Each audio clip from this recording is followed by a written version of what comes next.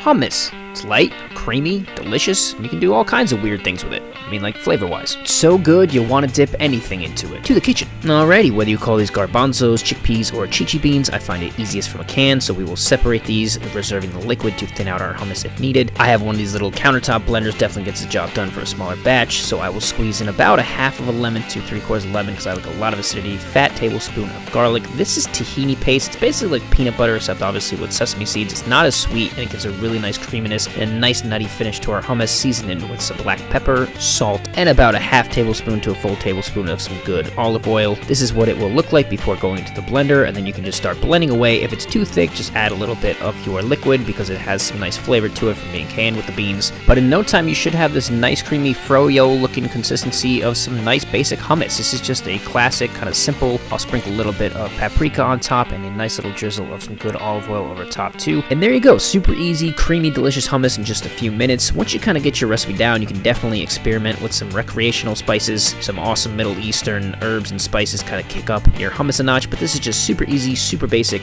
no muss, no fuss, and it tastes absolutely delicious. But what if you want the muss and the fuss? Well, let's grab some nice red shiny peppers, and I'm going to throw these under the broiler. You could also do this on the stovetop if you have a nice open flame. It really won't take long. We just want to get a really nice char on these and then put them in a bowl covered with plastic or just some Tupperware like I'm doing here. And after just a couple minutes of steaming, this will make it super easy to peel off that skin. Doesn't have to be perfect because we're going to blend them anyways. Give these a nice chop. I'm going to throw in my beans, throw in almost all my peppers, reserving some for garnish. About a half of a lemon to a full lemon, depending how much acidity you like. Fat tablespoon of garlic. Some creamy, dreamy tahini paste. Get that off your spoon and into your blender. Black pepper, salt, a little bit extra chickpea liquid just to get them peppers blended nice and creamy like. Then I'll drizzle in a little bit of olive oil to finish. Start blending away, and this comes out with this cool neon bright orange color. And that's the thing, you can really use whatever you want to get whatever colors you want, whatever flavors you want, but I think this looks really cool. I'm going to garnish it with a little bit of the roasted diced red peppers, a little bit of fresh parsley, because why not, and then finish it with another drizzle of olive oil over top. And there you have it, a roasted red pepper hummus. Looks really cool, tastes amazing, but I have a sweet tooth and it's time to get weird, so let's get weird with our hummus. How about a chocolate hummus?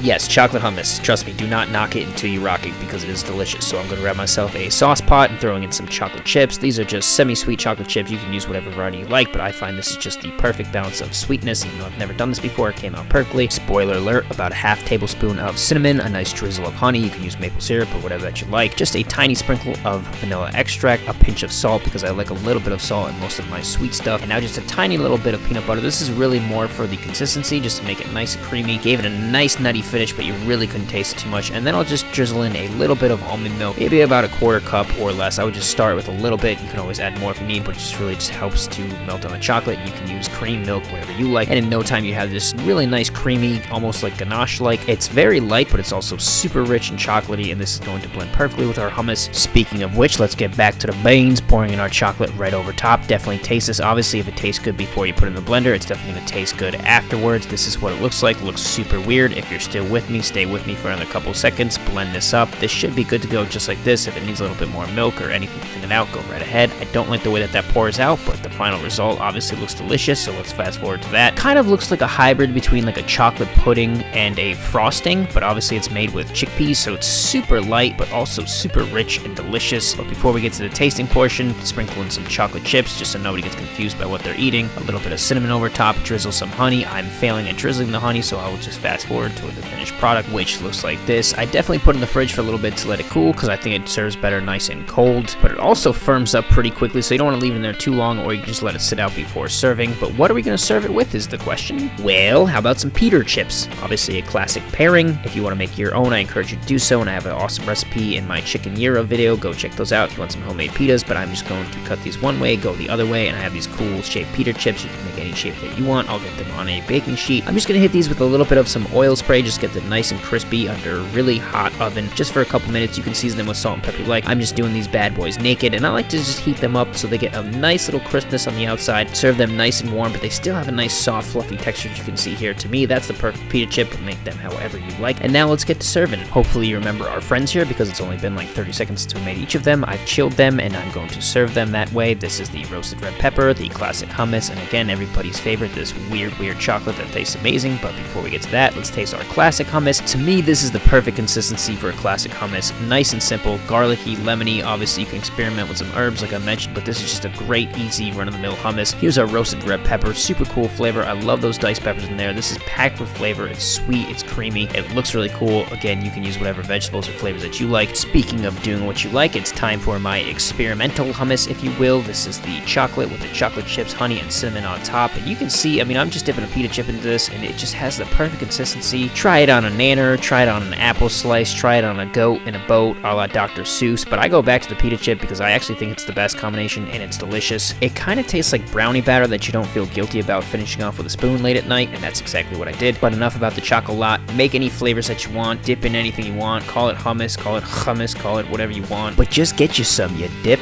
get it, dip.